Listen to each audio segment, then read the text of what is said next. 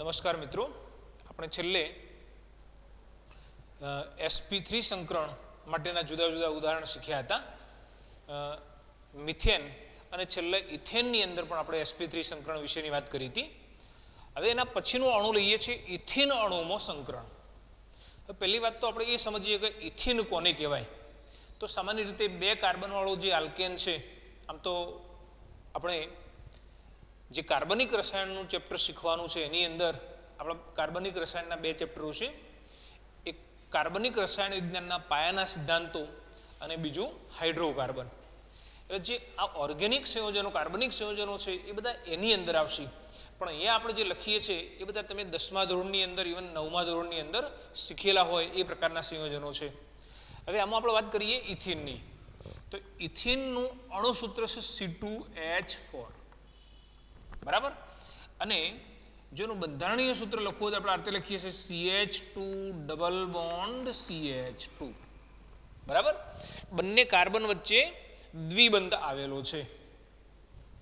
મિત્રો યાદ રાખો કે અહીંયા આ કાર્બનનું સંકરણ એ sp2 છે અને આ કાર્બનનું સંકરણ પણ sp2 છે. આપણે જે મિથેન શીખ્યા અથવા તો જે ઇથેન શીખ્યા એમાં કાર્બનનું સંકરણ કયું?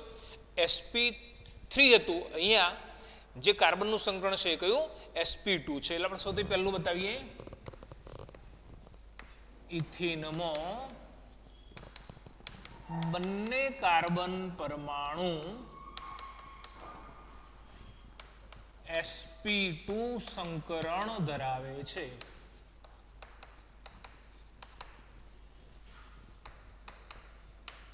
તે માટે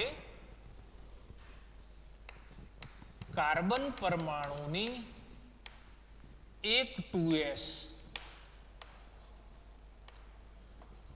અને બે 2p કક્ષકો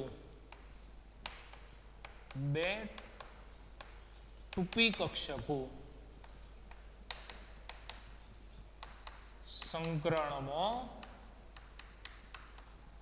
ભાગ લે છે.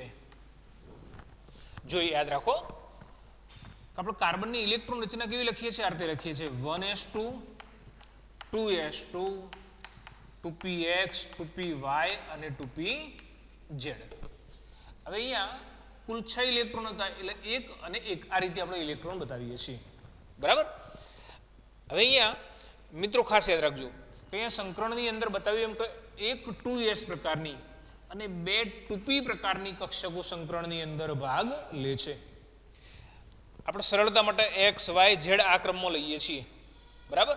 હવે એવું જરૂર નથી કે px અને py કક્ષકો સંકરણની અંદર ભાગ લેતી હશે. px મતલબ px અને pz પણ હોઈ શકે, py અને pz પણ હોઈ શકે, px અથવા py પણ હોઈ શકે. ટૂંકમાં કોઈ પણ બે p કક્ષકો એ સંકરણની અંદર ભાગ લે છે અને એક 2s કક્ષક સંકરણની અંદર ભાગ લે છે. મતલબ કે અહીંયા 3 કક્ષકોએ સંકરણની અંદર ભાગ લીધો. જો 3 કક્ષકો સંકરણની અંદર ભાગ લેશે તો સંકૃત કક્ષકો કેટલી બનવાની? 3, બરાબર. આપણે અગાઉ બતાવ્યું હતું કે જેટલી સંકરણની અંદર જેટલી કક્ષકો ભાગ લેશે એટલી જ સંખ્યામાં સંકૃત કક્ષકો બને છે, બરાબર. એટલે અહીંયા 1 2 અને 3 કક્ષકો જો સંકરણની અંદર ભાગ લેશે તો 3 સંકૃત કક્ષકો બનશે. આમ કાર્બન પરમાણુની 3 sp2 સંકૃત કક્ષકો બનશે અથવા રચાશે, બરાબર. જે સમતલીય ત્રિકોણ આકારે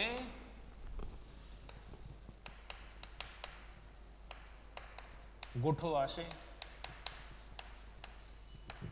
ચાલો જુઓ, અહીંયા કક્ષકો 3 બની, તો આજે 3 કક્ષકો બની એ કેવી રીતે ગોઠવાય? તો સમતલીય ત્રિકોણ આકારે ગોઠવાશે, બરાબર છે. 1 2 અને 3 આ કેવી રીતે ત્રિકોણ આકારે ગોઠવાય છે, બરાબર.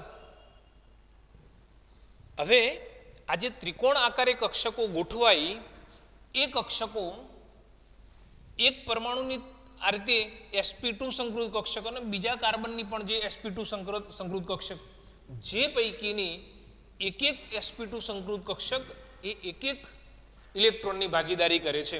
મતલબ કે આની અંદર ઇલેક્ટ્રોન કેટલા હશે તો જુઓ કુલ ઇલેક્ટ્રોન કેટલા હતા આની અંદર 2 3 મતલબ કે 4 ઇલેક્ટ્રોન હતા. તો એક આની અંદર, એક આની અંદર, એક આની અંદર, અને એક ઇલેક્ટ્રોન જે બાકી વધ્યો એ જે સંકરણમાં ભાગ લીધા સિવાયની જે કક્ષક હશે એની અંદર ગોઠવાશે. અહીંયા આ ત્રણે ત્રણના અંદર એક એક ઇલેક્ટ્રોન ગોઠવાય છે. બરાબર. તો આપણે અહીંયા બતાવીએ. આમ દરેક કાર્બન ની એક એક sp2 સંકૃત કક્ષક ઇલેક્ટ્રોનની ભાગીદારી કરી sp2 સિગ્મા બંધ રચે છે.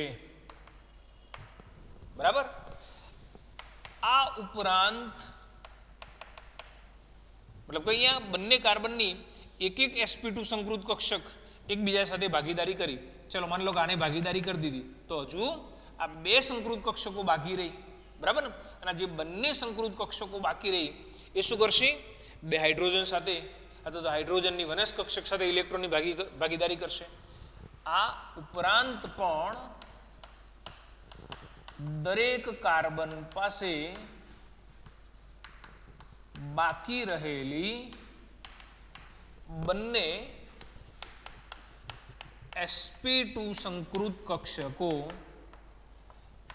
H પરમાણુની વનેસ કક્ષક સાથે ઇલેક્ટ્રોનની ભાગીદારી કરી sp2s સિગ્મા બંધ રચે છે. આપણે અહીંયા બંધારણ દ્વારા એને સમજવાનો પ્રયત્ન કરીએ, થોડોક વધારે ખ્યાલ આવશે. ચાલો જુઓ. અહીંયા બતાવ્યું કે એક કાર્બનની 3 સંકૃત કક્ષકો. કઈ? sp2 સંકૃત કક્ષક 1 2 અને 3. અહીંયા બતાવ્યું ને કે દરેક કાર્બનની 3 sp2 સંકૃત કક્ષકો બને જે સમતલીય ત્રિકોણાકારે ગોઠવાય છે. અહીંયા 2 કાર્બન છે. આ એક કાર્બન માટે બતાવી બરાબર એ જ રીતે બીજા કાર્બન માટેની સંકૃત કક્ષક 1 2 અને 3. અહીંયા બતાવ્યું છે કે જે પૈકીની એક એક sp2 સંકૃત કક્ષક, આ કાર્બનની એક sp2 સંકૃત કક્ષક, બરાબર, અને આ કાર્બનની એક sp2 સંકૃત કક્ષક ઇલેક્ટ્રોનની ભાગીદારી કરે છે અને અહીં આગળ સિગ્મા બંધની રચના કરે છે. બરાબર. ચલો હજુ અહીંયા બતાવ્યું એમ કે આની 2 સંકૃત કક્ષક બાકી રહી, આની પણ 2 સંકૃત કક્ષક બાકી રહી જે એક એક અયુગ્મિત ઇલેક્ટ્રોન ધરાવે છે, જે હાઇડ્રોજન પરમાણુની વનેસ કક્ષક સાથે ઇલેક્ટ્રોનની ભાગીદારી કરે છે. બરાબર ને. એટલે અહીંયા કોના વચ્ચે બંધ બનશે? આપણે અહીંયા બતાવ્યું કે આ ઉપરાંત sp2 s કક્ષક વચ્ચે એક સિગ્મા બંધની રચના થાય છે. અહીં આગળ બેના વચ્ચે એક સિગ્મા બંધ બનશે, અહીંયા એક સિગ્મા બંધ બનશે. બરાબર. સેમ એ જ રીતે હાઇડ્રોજન વનેસ. બરાબર. હાઇડ્રોજનની વનેસ. ચલો મિત્રો જુઓ. અહીંયા આપણે હાઇડ્રોજન બંધ તો બનાવી દીધા, પણ તમને હજુ ખબર હશે કે અહીંયા આ જે કાર્બન પરમાણુ હતું તો એ કાર્બન પરમાણુની ઇલેક્ટ્રોન રચના આપણે આવી લખી હતી 1s2 2s2 2px1 2py1 અને 2pz0. જ્યારે સંકરણ થયું તો આ 3 કક્ષકોએ સંકરણની અંદર ભાગ લીધો. એક s અને 2 p એ ભાગ લીધો. એનો અર્થ એવો થયો કે હજુ એક p કક્ષક, પછી ગમે તે હોય, મેં તમને પહેલા કહ્યું કે સંકરણની અંદર px અને py ભાગ લે જરૂર નથી. px અને pz ભાગ લઈ શકે, py અને pz ભાગ લઈ શકે. બરાબર ને. અથવા મતલબ કોઈ પણ આ બે અથવા તો આ બે ભાગ લઈ શકે. તો જે બાકી રહી એણે સંકરણની અંદર ભાગ લીધો નથી. હવે આ 3 કક્ષકો એ સમતલીય ત્રિકોણ આકારે ગોઠવાય. તો જે બાકી રહી એ કક્ષક ક્યાં ગોઠવાશે? એ તો છ તો કોની? કાર્બનની જ. એટલે કે જગ્યા છોડી નથી દેવાની. તો એ કયો ગોઠવાશે? તો આ જે 3 કક્ષકો ગોઠવાયેલી હતી એનાથી શક્ય તેટલી દૂર ગોઠવાશે. કેવી રીતે ગોઠવાશે? તો એનું લંબ સ્વરૂપે ગોઠવાય છે. બરાબર ને? દાખલા તરીકે આ સમતલ છે તો એનું લંબ સ્વરૂપે એટલે જે કક્ષક છે એનો અડધો ભાગ આ બાજુ હશે અને અડધો ભાગ સામેની બાજુ હશે. બરાબર? ચલો તો હું અહીંયા બતાવું છું.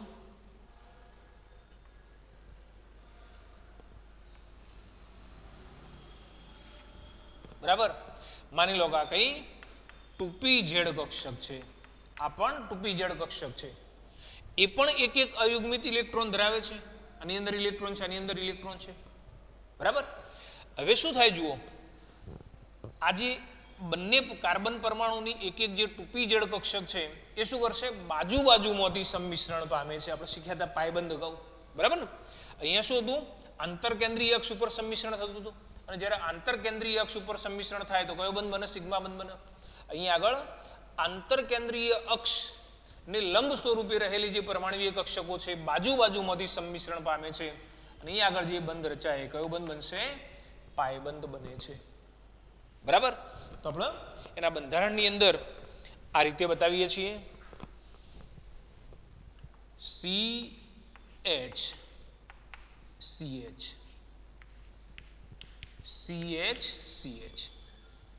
આપણે આ રીતે પણ બતાવી શકીએ.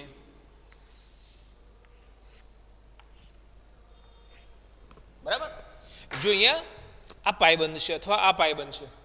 હવે તમને એમ થાય કે સાહેબ અહીંયા તો પાયબંધ 3 થઈ, મતલબ કે 2 પાયબંધ અને 1 સિગ્મા બંધ થયો. ના, એવું નથી. આપણે એક શક્યતા બતાવી શકીએ. જો ઇલેક્ટ્રોન અહીંયા આ કક્ષકના ઉપરના ભાગે હશે તો પાયબંધની રચના અહીંયા થશે. અને જો ઇલેક્ટ્રોન કદાચ આ કક્ષકના નીચેના ભાગમાં હશે તો પાયબંધની રચના અહીંયા થશે. એટલે 2 વિકલ્પો બતાવ્યા છે, કો તો અહીંયા અને કો તો અહીંયા પાયબંધ રચાય છે. બરાબર? અને આપણે એનું બંધારણ આ રીતે CH2 ડબલ બોન્ડ CH2 આ રીતે લખીએ છીએ. બરાબર?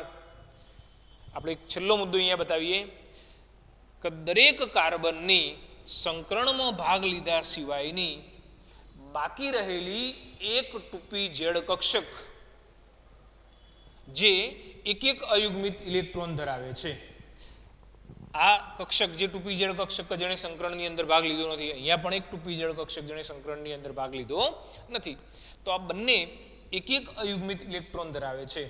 અને આ બંને હવે શું કરશે? બાજુ બાજુમાંથી સંમિશ્રણ પામી અને આ રીતે તો આ જે સમતલ હતું એના ઉપર અથવા સમતલના નીચે પાયબંધની રચના કરે છે. જો તમે અહીંયા તમે સમતલ લેશો, આ સમતલ લેશો તો સમતલના ઉપર અથવા સમતલની નીચે અથવા પાછળ તો આગળ પાયબંધની રચના થાય છે. તો આ રીતે આજે આપણે બંધારણ બતાવ્યું એ ઇથિન અણુનું બંધારણ બતાવ્યું છે. ઇથિન અણુના અંદર પ્રત્યેક કાર્બન પરમાણુનું સંકરણ કયું છે? તો sp2 છે. sp2 સંકરણ રચાશે ત્યારે કેટલી? 3 સંકૃત કક્ષકો બનવાની. અને આ જે સંકૃત કક્ષકો છે કેવી રીતે? સમતલીય ત્રિકોણાકારે ગોઠવાશે. આની પણ એ જ રીતે સમતલીય ત્રિકોણાકારે ગોઠવાશે. જે પૈકીની એક એક sp2 સંકૃત કક્ષક એ બંને વચ્ચે, બંને કાર્બન પરમાણુ વચ્ચે એક સિગ્મા બંધની રચના કરશે. હજુ જે બાકી રહી એ બંને કક્ષકો હાઇડ્રોજન પરમાણુની વનસ કક્ષક સાથે ઇલેક્ટ્રોનની ભાગીદારી કરી અને CH આ બાજુ પણ CH આવા 4 CH સિગ્મા બંધ બનાવશે. અહીંયા કાર્બન કાર્બન સિગ્મા બંધ બનશે. બરાબર? અને હજુ પણ જે સંકરણમાં ભાગ લીધા સિવાયની જે 2pz કક્ષક છે એ અયુગ્મિત ઇલેક્ટ્રોન ધરાવે છે અને એ ઇલેક્ટ્રોનની ભાગીદારી કરીને પાયબંધની રચના કરે છે જે આ સમતલની ઉપર અથવા સમતલની નીચે હશે. તો આપણે અહીંયા આ જે ઇથિન અણુ છે એના આકાર વિશેની વાત કરી છે. મિત્રો યાદ રાખો કે જેટલો સિગ્માબંધ પ્રબળ છે, સિગ્માબંધની પ્રબળતા વધુ હશે. બરાબર છે? જ્યારે એની તુલનામાં જે પાયબંધ છે કેવો હશે? નિર્બળ હશે. એટલે જ્યારે પણ કોઈ બંધ તૂટવાનો થાય તો આ બંધ નહીં તૂટે. બરાબર છે? અહીંયા કહો તો અહીંયા જે પાયબંધ રચાયેલો છે પાયબંધ તૂટે છે. કેમ? આપણે જાણીએ છીએ કે પાયબંધ એ બાજુ બાજુમાંથી સંમિશ્રણ થયું છે, આના જેટલું મજબૂત સંમિશ્રણ નથી. એટલે જ્યારે બંધ તૂટવાનો થાય તો પહેલો બંધ કયો તૂટશે? પાયબંધ તૂટશે. કેમ? કારણ કે એ પ્રમાણમાં નિર્બળ હોય છે. બરાબર? તો આપણે અહીંયા વાત કરી આ ઇથિન અણુના સંકરણની અને એના આકાર વિશેની. નોટ કરી લેજો. હવે લઈએ ઇથાઇન. ચલો મિત્રો જો અહીંયા બીજો અણુ છે ઇથાઇન અથવા એસિટિલિન અણુના અંદર સંકરણ અને અણુનો આકાર. હવે પહેલાં તો ઇથાઇન અણુની જ્યારે આપણે વાત કરીએ તો ઇથાઇનનું અણુસૂત્ર અને એનું બંધારણીય સૂત્ર તમને ખબર હોવી જોઈએ. C2H2 એનું અણુસૂત્ર છે, બરાબર. હવે એનું બંધારણીય સૂત્ર કેવું છે તો C ટ્રિપલ બોન્ડ CH અને આપણે ઇથાઇન અથવા એનું પ્રચલિત નામ છે એસિટિલિન. તો આપણે આ રીતે એને દર્શાવીએ છીએ, બરાબર. હવે અહીંયા આની અંદર પણ કાર્બન કેટલા 2 છે અને બંને કાર્બન પરમાણુનું સંકરણ કેટલું કયું છે sp સંકરણ છે. sp સંકરણનો અર્થ શું થાય? કાર્બનની ઇલેક્ટ્રોન રચના 1s2 2s2 2px1 2py1 અને 2pz0. આ ધરા અવસ્થાની અંદર અથવા ભૂમિ અવસ્થાની અંદર ઇલેક્ટ્રોન રચના આ પ્રકારની છે. હવે આમાં કેવું બનશે કે 2s પ્રકારની એક અને 2p પ્રકારની એક જ કક્ષક સંકરણની અંદર ભાગ લેશે. કઈ લેશે? આપણે અહીંયા 2px લખી પણ જરૂર નથી કે 2px જ હોય, 2py પણ લઈ શકે, 2pz પણ લઈ શકે.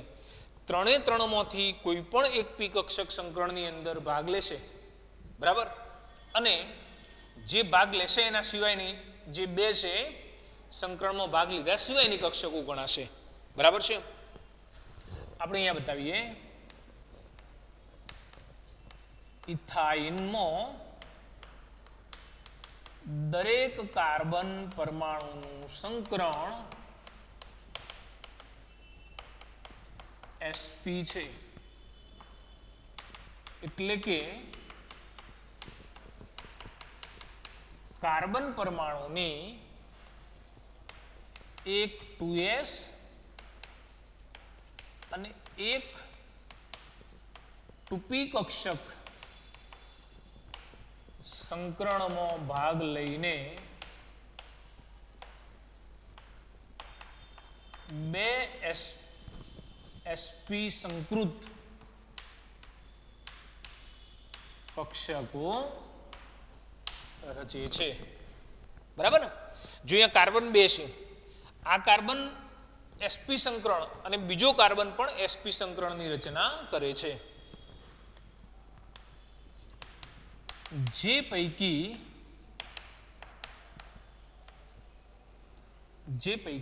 પહેલા એ બતાવી દઈએ, આ કક્ષકો રેખીય આકારે ગોઠવાશે.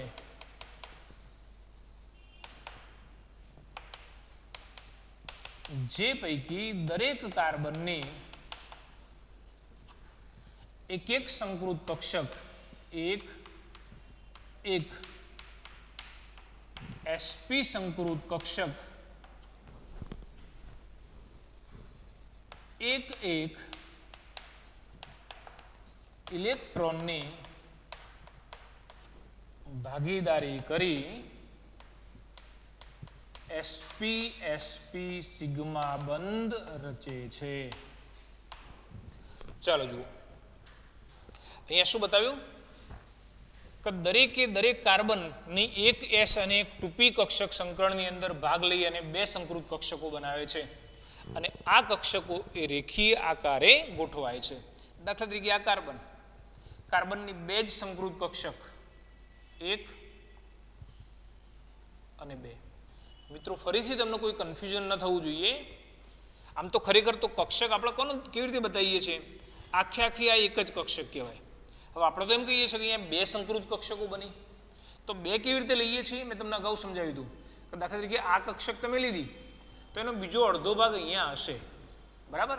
આ કક્ષક લીધી એનો બીજો અડધો ભાગ અહીંયા હશે, બરાબર. પણ આ જે અડધો ભાગ આપણે અહીંયા દોર્યો એના જેવડું નથી દોરતા. જો એવું દોરીએ તો શું થાય? કન્ફ્યુઝન થાય, બરાબર.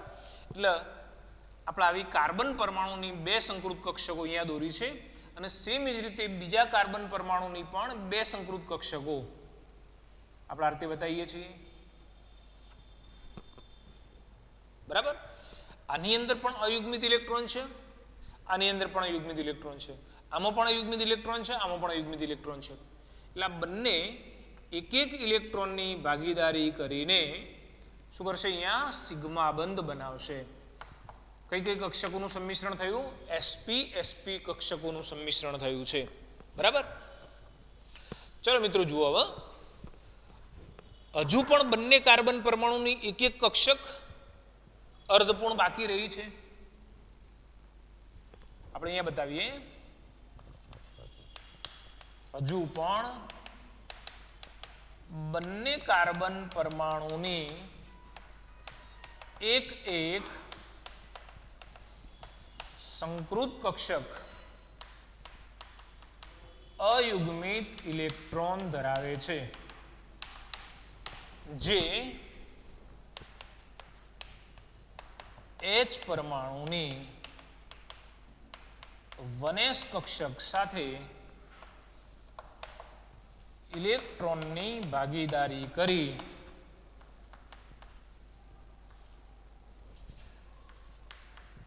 sp2s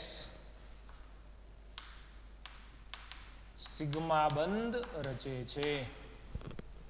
બરાબર ને? હાઇડ્રોજન પરમાણુ જેની 1s કક્ષક, આ કઈ? sp2 સંકૃત કક્ષક,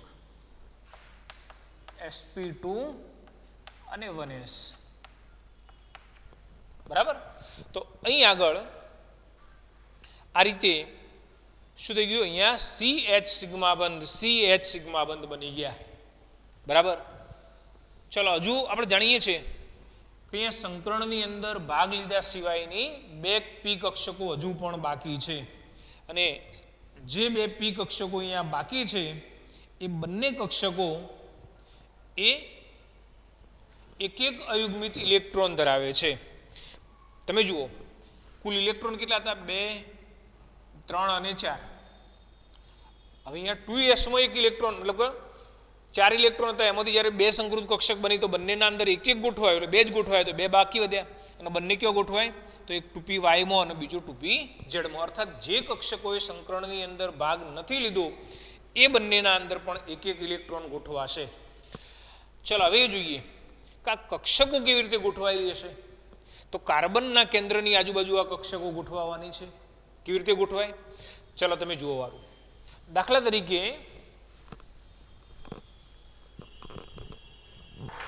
કાર્બન પરમાણુ આ રીતે રેખીય આકારે ગોઠવાયો, એની 2 સંકૃત કક્ષકો આ રીતે સામસામે ગોઠવાઈ.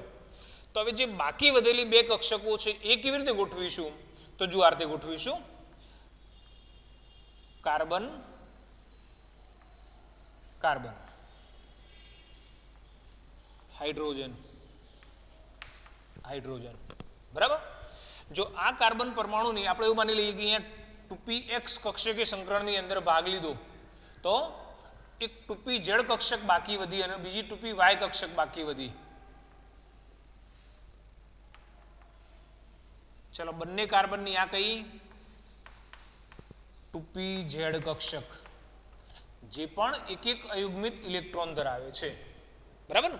જો આ સમતલની અંદર હશે તો બરાબર એને કાટખૂણો બનાવતી હોય તે બંને કાર્બન ઉપર એક 2pz કક્ષક ગોઠવાયેલી હશે, જેમાં કો તો ઉપર ને કો તો નીચે ઇલેક્ટ્રોન હશે. એટલે કો તો અહીંયા પાયબંધ બનશે ને કો તો અહીંયા પાયબંધ બનશે. બરાબર ને? શક્યતાઓ બંને બતાવીએ છીએ. ઇલેક્ટ્રોન ઉપર પણ હોઈ શકે, નીચે પણ હોઈ શકે.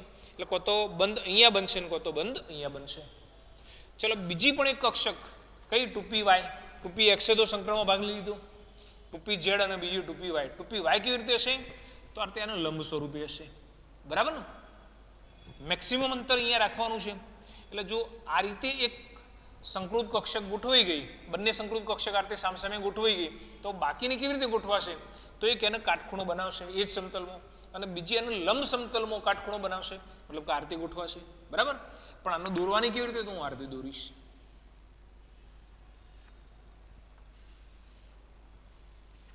બરાબર ને? આને શું કહીશું? 2py અને કહીએ 2py. કો તો અહીંયા ઇલેક્ટ્રોન હશે, આમાં ઇલેક્ટ્રોન અહીંયા હશે, કો તો નીચે હશે, તો કો તો અહીંયા પાયબંધ બને ને કો તો પછી અહીંયા આગળ પાયબંધ બને. બરાબર છે? તો આપણે અહીંયા બતાવીએ કે ઇથાઇનની અંદર સી આ કયો સિગ્મા બંધ? આ કયો સિગ્મા બંધ, બરાબર છે, અને એ સિવાય અહીંયા બે પાયબંધ છે, ઉપરનું પાયબંધ, આ પણ પાયબંધ, અને આ કયો વચ્ચેનો સિગ્મા બંધ. આ ઇથાઇન અણુનું બંધારણ છે, બરાબર.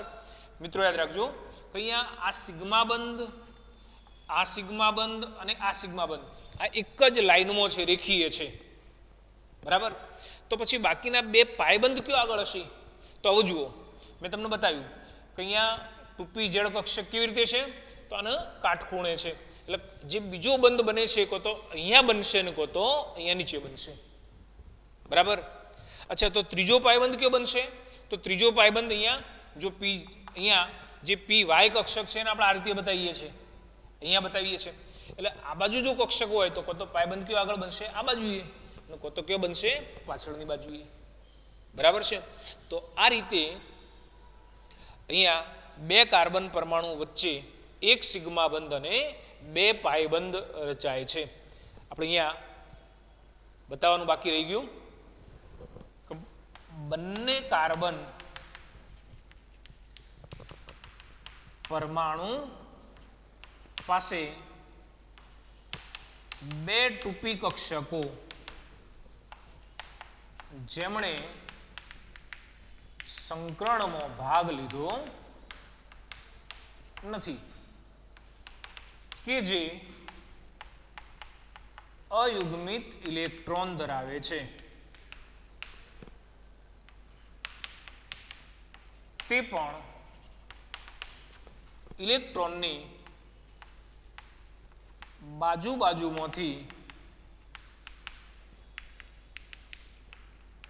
ભાગીદારી કરીને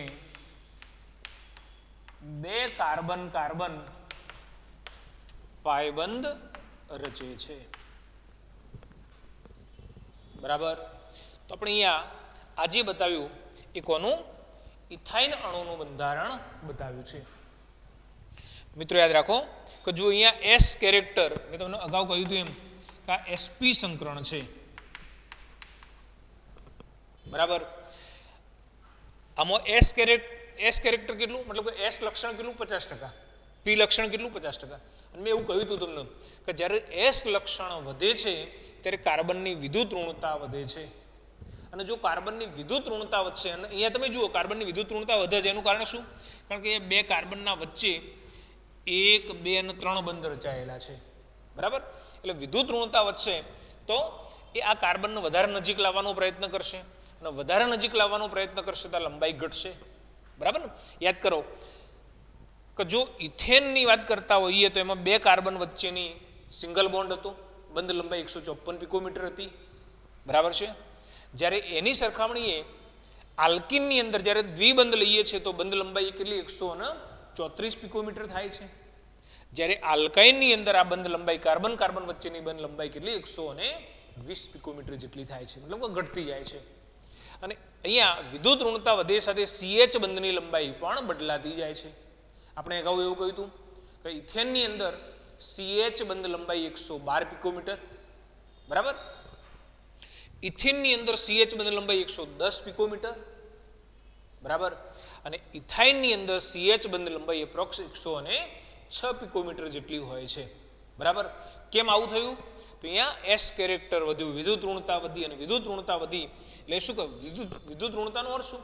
કે બંધના સહિયારા ઇલેક્ટ્રોનના યુગ્મને પોતાની તરફ આકર્ષવાની ક્ષમતા. તો આ સહિયારું ઇલેક્ટ્રોન પોતાની તરફ વધુ પ્રબળતાથી ખેંચે એટલે આ પરમાણુ નજીક આવે તો બંધ લંબાઈ ઘટે, બરાબર. આપણે અગાઉ એવું પણ શીખ્યા હતા કે જેમ બંધ ક્રમાંક વધે તેમ બંધ લંબાઈ ઘટે છે, બરાબર. એટલે અહીંયા બંધ ક્રમાંક 3 થઈ ગયો એટલે બંધ લંબાઈ ઘટવાની. તો આપણે અહીંયા ઇથાઇન અણુની અંદર સંકરણ કયું હશે, અણુનો આકાર કેવો હશે એના વિશેની અહીંયા વાત કરી છે, નોટ કરી લેજો. ચાલો મિત્રો, એના પછીનો અણુ આપેલો છે PCl5 અથવા ફોસ્ફરસ પેન્ટાક્લોરાઇડ. અણુની અંદર સંકરણ કયું છે અને અણુનો આકાર કયો છે?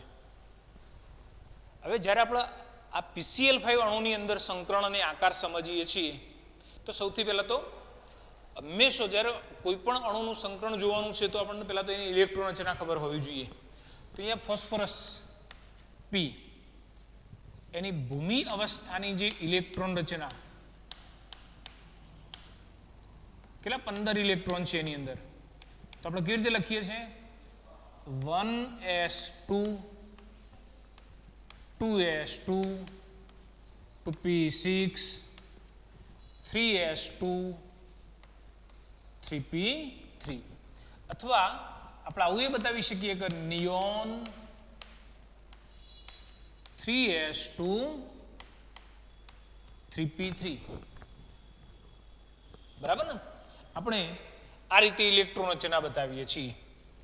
ચલો જો હું કદાચ આની આ જ ઇલેક્ટ્રોન રચનાના આરતી પણ લખી દઉં, નિયોન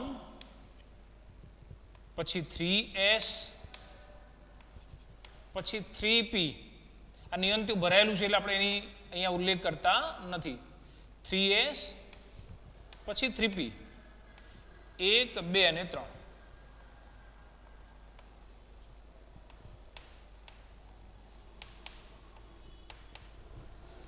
અને અહીં આગળ 3d.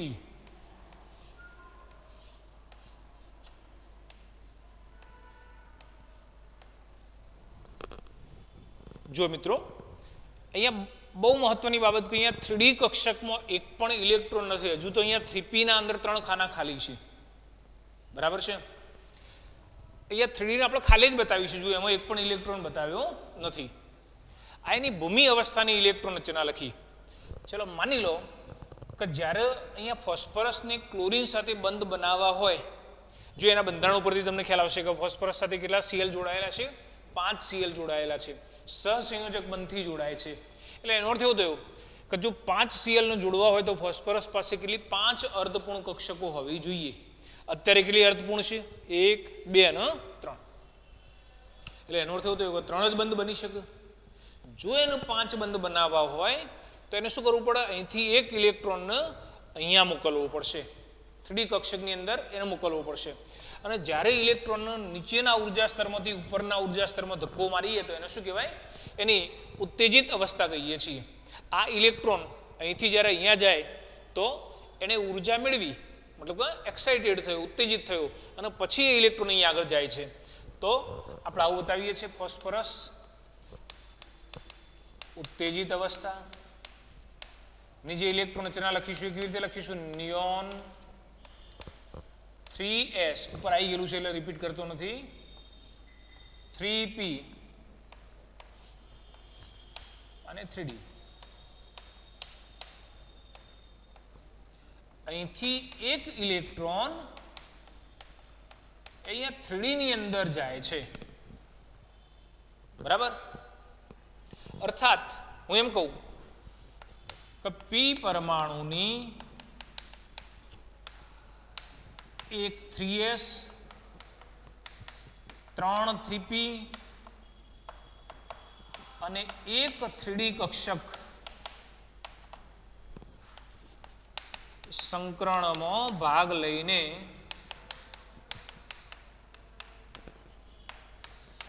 sp3d સંકૃત કક્ષકની રચના કરે છે. બરાબર ને. જો અહીંયા શું બતાવ્યું છે કે p પરમાણુની એક 3s 3 3p અને એક 3d કક્ષક. ડી કક્ષકો તો છે તો કેટલી? 5. પણ એમાંથી એક જ 3d કક્ષક એ સંકરણની અંદર ભાગ લેશે. અર્થાત અહીંયા કેટલી કક્ષકોએ ભાગ લીધો? એક sa 3 pa અને એક ડી કક્ષકે સંકરણની અંદર ભાગ લીધો છે. તો કયું સંકરણ થયું? sp3d સંકરણ પ્રાપ્ત થયું છે. બરાબર. ચલો અહીંયા 5 સંકૃત કક્ષકો બની. હવે પ્રશ્ન એ થાય કે 5 સંકૃત કક્ષકોનું ગોઠવવાની કેવી રીતે? બરાબર. તો 5 સંકૃત કોષ્ટકોનું ગોઠવવા માટે દાખલા તરીકે તમે ફોસ્ફરસનું પરમાણુ લીધું તો 3 તો આ રીતે સમતલની અંદર 1 2 અને 3 અને 2 કેવી રીતે તો એને લંબ સમતલની અંદર ગોઠવવાની ખ્યાલ આવે છે ને જે 3 છે એને એક જ સમતલમાં ગોઠવવાની ત્રિકોણ આકારે 120 અંશના ખૂણે પણ જે બાકી વધી એ 2 ને કયો ગોઠવવાની તો જે સમતલ હતું એ સમતલના લંબ ગોઠવવાની છે દાખલા તરીકે આપણે એમ કહીએ કે અહીંયા P છે તો 1 2 અને 3 બરાબર તો અહીંયા 3 તો સમતલમાં ગોઠવાઈ ગયા હવે 2 કયો ગોઠવવાની તો એક સમતલના ઉપર અને બીજી સમતલના નીચે ગોઠવીએ છીએ, બરાબર, રચના કરે છે. આ sp3d સંકૃત કક્ષકો એ ત્રિકોણીય દ્વિપિરામિડ આકારે ગોઠવાય છે, બરાબર.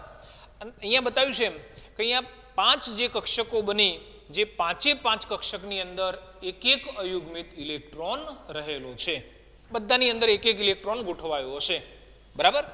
ચલો હવે આગળ વધીએ. આપણે એના બંધારણ સાથે અહીંયા થોડી ચર્ચા કરીએ કે દાખલા તરીકે અહીંયા ફોસ્ફરસ,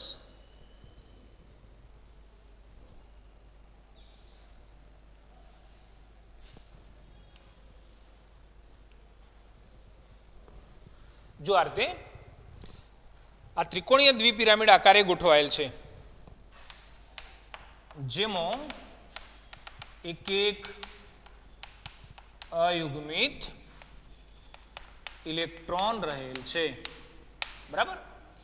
ચલો હવે આજે sp3d સંકૃત કક્ષકો બની એ શું કરશે તો ક્લોરીન પરમાણુની અહીંયા બતાવ્યું છે કે 5 Cl સાથે 5 ઇલેક્ટ્રોનની ભાગીદારી કરવાના છે, મતલબ કે અહીંયા આગળ આ જે Cl હશે એનો એક ઇલેક્ટ્રોન, બીજા Cl નો એક ઇલેક્ટ્રોન, ત્રીજા Cl નો એક ઇલેક્ટ્રોન, ચોથા Cl નો એક ઇલેક્ટ્રોન અને પાંચમા Cl નો એક ઇલેક્ટ્રોન.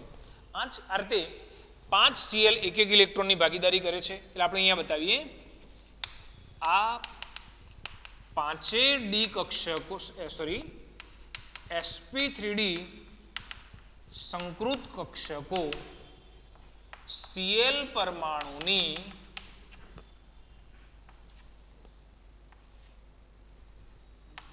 3p-Z કક્ષક જે અયુગ્મિત છે તેની સાથે ભાગીદારી કરે છે, બરાબર ને. ચલો દાખલા તરીકે આપણે અહીંયા બતાવ્યું કે આ ફોસ્ફરસ હતું 1 2 3 આ રીતે આ કક્ષકો બતાવી, બરાબર. આ રીતે 2 લંબ કક્ષકો બતાવી, આ બધાની અંદર એક ઇલેક્ટ્રોન હતો. તો અહીંયા Cl ની ડી કક્ષક કેવી આવી હશે તો આ રીતે અહીંયા ડી કક્ષક એના સાથે ઇલેક્ટ્રોનની ભાગીદારી કરશે, બરાબર.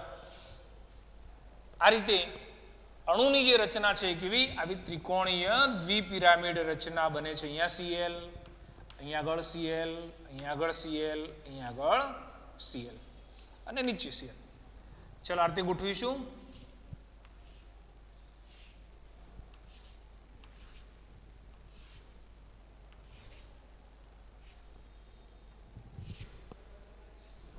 બરાબર. જે અણુનો આકાર છે કયો આ પ્રમાણે ત્રિકોણીય દ્વિપિરામિડ આકાર બને છે. મિત્રો યાદ રાખજો, બહુ મહત્વની વાત કે અહીંયા આ ફોસ્ફરસ સાથે જે 3 Cl એક જ સમતલની અંદર ગોઠવાયા છે એ 3 બંધને આપણે શું કહીએ છીએ વિષુવવૃત્તીય બંધ તરીકે ઓળખીએ છીએ. જે કેટલા પરસ્પર 120 અંશના ખૂણે ગોઠવાય છે. સમજો આ Cl PCl આ ખૂણો કેટલો 120 અંશનો, આ ખૂણો કેટલો 120 અંશનો અને આ ખૂણો પણ કેટલો 120 અંશનો. તો ફોસ્ફરસ સાથે જે 3 Cl સમતલની અંદર ગોઠવાયેલા છે એને આપણે વિષુવવૃત્તીય બંધ તરીકે ઓળખીએ છીએ. વિષુવવૃત્તીય બંધો છે, બરાબર. જ્યારે અહીંયા 2 બંધ એવા છે કે જે સમતલની ઉપર અને નીચે છે એને આપણે શું કહીએ છીએ અક્ષીય બંધ તરીકે ઓળખીએ છીએ. જે આ સમતલ સાથે કેટલો 90 અંશનો ખૂણો બનાવે છે, બરાબર. મતલબ કે આ Cl P અને Cl જો તમે આ ખૂણો માપશો તો કેટલો 90 અંશનો થશે, આ 90 અંશનો થશે, આ 90 અંશનો થશે. સેમ એ જ રીતે આ 90 અંશનો, આ 90 અંશનો અને આ 90 અંશનો થશે, બરાબર છે. હવે આ જે બંને પ્રકારના બંધ બન્યા એની ખાસિયત હતો તો એની વિશેષતા કઈ છે તો એની વિશેષતા એ છે કે આ જે અક્ષીય બંધ છે એનું હવે તમે અહીંથી વિચારો જુઓ. દાખલા તરીકે આ Cl છે તો Cl આની સાથે 90 અંશનો, આની સાથે 90 અંશનો, આની સાથે, મતલબ કે ત્રણે ત્રણ સાથે 90 અંશનો ખૂણો બનાવે છે. સેમ જ રીતે આ Cl એ આ ત્રણે ત્રણ Cl સાથે 90 અંશનો ખૂણો બનાવવાનો છે. પણ માની લો કે તમે આ Cl લેશો તો જો આની સાથે 120 અંશનો, આની સાથે 120 અંશનો, હા આની સાથે 90 અંશનો, આની સાથે 90 અંશનો, એટલે કે બે ખૂણા તો એના મોટા બને છે, બરાબર. અને એટલા માટે આપણે એવું કહીએ છીએ કે જે અક્ષીય બંધ છે એમના વચ્ચે અપાકર્ષણ વધે છે, બરાબર. અને જો અક્ષીય બંધની અંદર અપાકર્ષણ વધતું હોય તો આ જે બંને Cl છે એ આની સરખામણીએ દૂર જાય છે, બરાબર ને. એટલે એનો અર્થ એવું થયો કે PCl5માં જે આ જે ત્રણ બંધ છે એ બંધ કેવા પ્રમાણમાં ટૂંકા છે, જ્યારે એની સરખામણીએ જે અક્ષીય બંધ છે એ કેવા પ્રમાણમાં લાંબા છે, બરાબર ને. આ બંધ ટૂંકા, જ્યારે એની સરખામણીમાં આ PCl અને આ PCl બંધ એ પ્રમાણમાં લાંબા છે.